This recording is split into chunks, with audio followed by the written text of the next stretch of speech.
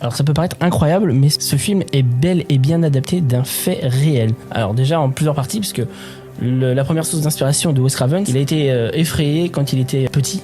Il y avait un vieil homme qui passait souvent devant sa fenêtre le soir et qui l'observait. Voilà, tout simplement. Donc ça fait flipper.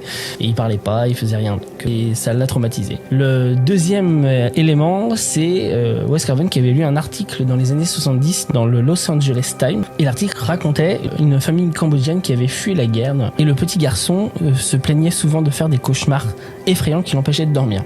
Et dans ces cauchemars, il racontait souvent qu'une créature ou quelque chose le poursuivait et qui voulait lui faire du mal en fait. Et il avait tellement peur de s'endormir que le petit garçon pouvait rester éveillé pendant plusieurs jours. Malheureusement, il finit par s'endormir. Et au beau milieu de la nuit, au beau milieu d'une nuit, ses parents se sont réveillés après avoir entendu l'enfant hurler comme il n'avait jamais hurlé. Malheureusement, lorsque les parents sont arrivés dans la chambre, le petit garçon